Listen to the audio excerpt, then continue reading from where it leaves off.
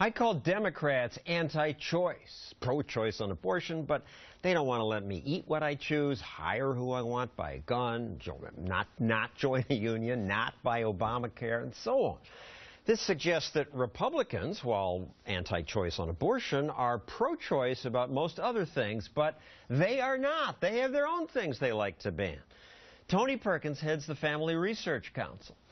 Tony, why can't I take any drug I want? It's my body.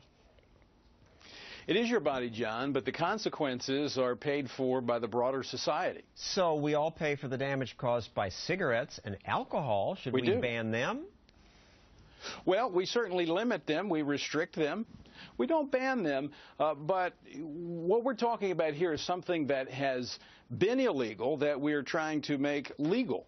Now, for instance, in alcohol, we tried banning that. It didn't work because we had something that was already legal and we tried to make it illegal. But here we're talking about something that has been illegal, and that is drugs. They've been controlled. Now we're talking about legalizing them.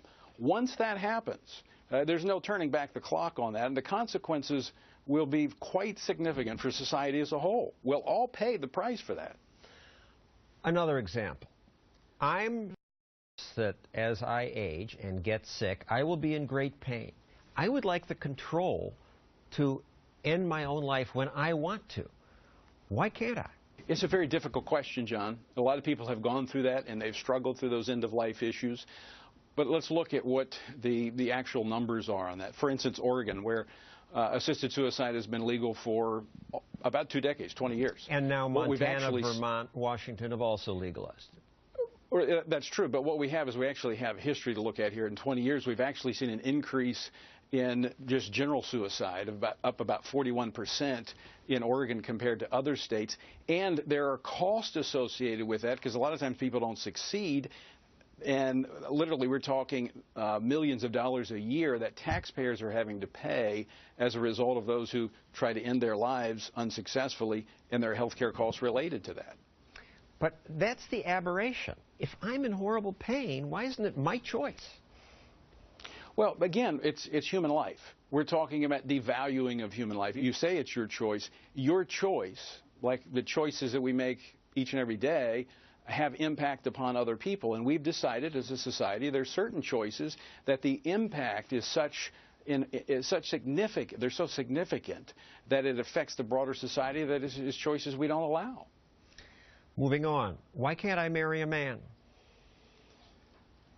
Well, let's talk about marriage.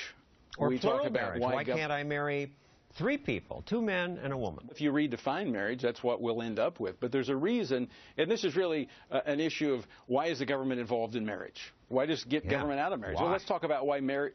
Well, let's talk about why government is involved in marriage and extend certain benefits to it. It's because marriage benefits society. It's where children grow up with the exposure to a mom and dad, and the social science is overwhelming that those children do better in society as a whole. So the reason government benefits marriage is because marriage benefits society. Why can't I gamble? You support my right to buy lots of guns, but I can't bet on this weekend's football games? Look, if people want to gamble, you know, that's their business. But when the government becomes a party to it and promotes it and doesn't police it as they should, then I have a problem with it. Can I burn a flag? I would be opposed to it as one who served in the United States Marine Corps and have seen men give their lives for this country. Yeah, I think there are some things that we should hold as sacred in this country. It's free speech. And I believe the flag it's a form of protest speech. I think out of respect for those who have given you that right, you should defer not to. Well, I would never do it, but people should have a right to. Well, we'll disagree there. Should pornography be banned? Again, it's the consequences that come from that. When we look yes or no? Banned? No? Yes? I think what the current standard is obscenity should be banned.